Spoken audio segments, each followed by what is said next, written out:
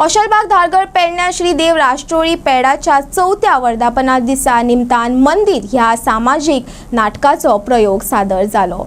सदाशिव रेमजेन बरयल्ल्या ह्या नाटकाचे दिग्दर्शन गोंयचो ज्येष्ठ रंगकर्मी राज्य पुरस्कार जैतिवंत दिग्दर्शक नाट्यभूषण रामदास परबान केल्लें।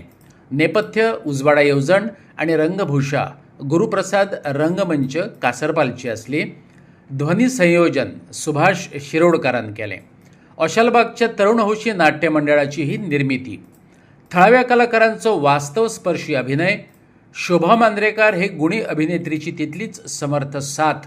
रामदास परबाचे प्रगल्भ दिग्दर्शन आणि तंत्रीक गजालीक लागून नाटक मोगींग एक दर्जेदार प्रयोग पळोवपाक मेळ्ळो। भैया चहा पाणी घेत नाही हो की नाही भैया? कामाच्या गडबडीत त्याला कुठे आठवण असेल? सकाळी जातो तो संध्याकाळी येतो। तेव्हा रोजचा व्यवहार चांगलाच करतो त्याला, उगा चेष्टा करतात ते माझी। हे बघ, मला आणि भैयाला प्रथम चहा आणता पाहू। चहा तयारच आहे, आले। सकाळपासून संध्याकाळपर्यंत मला काय हवं नको ते सगळं ठाऊक असतं। अरे स्वतःच्या वडिलाप्रमाणे माया करते ती माझ्यावर। पण त्या अरे रोजच काय पाया पडायचं? आमच्याबद्दल तुम्हाला किती आदर आहे हे ठाऊक नाही का आम्हाला? भैया आमच्या सुखासाठी स्वतःच्या आयुष्याची होळी केली, काही कमी पडू दिला नाहीच आम्हाला। मग त्या देवमाणसाची पूजा करायची नाहीतर कुणाची? अंकल, तुमचं दर्शन घेतलं की मन शांत होते आणि उपकारात चांगले लक्ष लागते, हो की नाही काका? होय, आमचा आदर्श तूच आहेस भैया। जास्त स्तुती बरी नाही, त्याने माणूस डोक्यावर चढतो। दोघं एकमेकापासून दूर राहत नाहीत कधी। किती प्रेम आहे दोघांचं। आणि दीपक देखील त्याला चॉकलेट आणून द्यायला एक दिवस मात्र विसरायचा नाही। अरे बंट्या, असा रडवेला चेहरा करून का आलास? काकाने मारलं तर नाही ना? अशाने काकांची पाठ दुखणार नाही का रे? अगं मी मालिश करीन त्यांची। हो, आवडतेच कशाला? काय वाटते ते केला तरी एका शब्दाने बोलणार नाही मी। आणि वहिनी म्हणतो कसा की पाठीवरून बसून बिळणं थांबवायचं असेल तर काकी आणा। तुम्ही काका पुतण्या ना काय वाटेल ते करा, मला एका शब्दानं सांगू नका। दोघे एकाच मायेचे म्हणूया आणि मला ठाऊक आहे तुम्हीच लाडावून ठेवलंय ना त्याला। आणि मम्मी, काका तर माझ्या वाढदिवसाला मला आवाज बिघडवली बंदूक देणार आहे। डिश्याव डिश्याव डिश्याव, हो की नाही काका? हो रे बेटा, त्यात काय खात्री आहे। पण मन उदास होत आणि नाना शंका निर्माण होता। अमर, मला चांगलंच ठाऊक आहे तू सारं काही विसरशील, पण मला बाटली आणून द्यायला विसरणार नाही हे चांगलंच अनुभवलं। आई वडिलांच्या पश्चात जाणं हे मंदिर उभारलं, अफाट संपत्ती जमवली।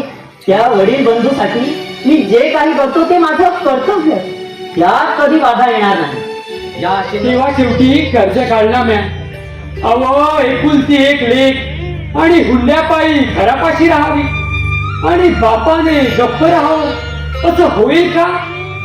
अहो, अंगावर जर एखादा प्रसंग आला तर तो दागिना ठेवायचा कशाला?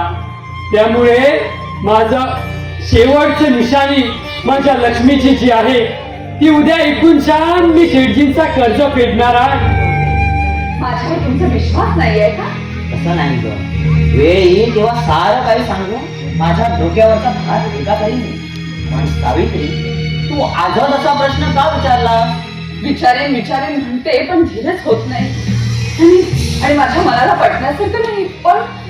पण काय सावित्री? रात्रीचं जेवण झाल्यावर भाऊजी जेव्हा आपल्या खोलीमध्ये जातात तेव्हा ते झोपले आहेत की नाही हे पाहण्यासाठी मी जाते ना, तेव्हा आपले ते जुने कपडे सुईच्या धाग्यानं शिवण्यात गुंतलेले असतात आणि त्यांनी ते कपडे घातल्यावर असं वाटतं की आपण देखील त्यांच्याप्रमाणे जुनेच कपडे वापरावे। काका फार वाईट आहे, पप्पांना नको नको ते बोलले, मी बोलणारच नाही त्यांच्याशी। मम्मी, चांगल्या माणसांना असंच का लोकांचं बोलणं ऐकून घ्यावं लागतं? पण त्या बेटा, असं बोलायचं नाही मोठ्या माणसांना। चल, शेवटचं दर्शन घेऊया देवाचं।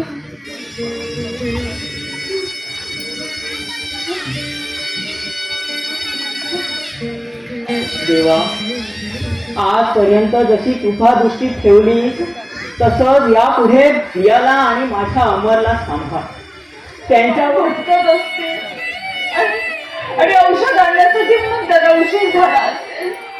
मम्मी कसं होईल का आपलं? पप्पा रात्रंदिवस मेहनत करतात आपल्यासाठी, पण पोटभर अन्न सुद्धा मिळत नाही आपल्याला. मला उपाशी राहायला आता काहीच वाटत नाही. पण तुझा असा चेहरा पाहिला की मन भरून येतं. पण त्या माझा राजा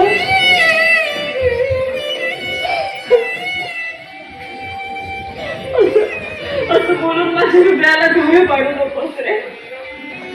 एवढ्या लहान वयात आपल्या मातेविषयी एवढं प्रेम दाखवलं यातच समाधानी आहे मी. आणि अजून तिला खूप मोठं व्हायचंय, पप्पांसाठी, माझ्यासाठी. काकांसारखं मी तुम्हाला घराबाहेर काढणार नाही. खूप सेवा करेन मी तुमची. फक्त तुमचा आशीर्वाद हवा मला. मी बोलणारच नाही असल्या माणसांशी. होय बंट्या, मी फार वाईट आहे, दृष्ट आहे, नीच आहे, हलकट आहे, बेशरम आहे. माझी चूक लक्षात येताच मी तुम्हाला शोधण्याचा खूप प्रयत्न केला. माझी चूक होती, कारण मी इतका भयंकर गुन्हेगार आहे की या जन्मी तरी मला क्षमा नाही. दादा, वहिनी, मला क्षमा करा.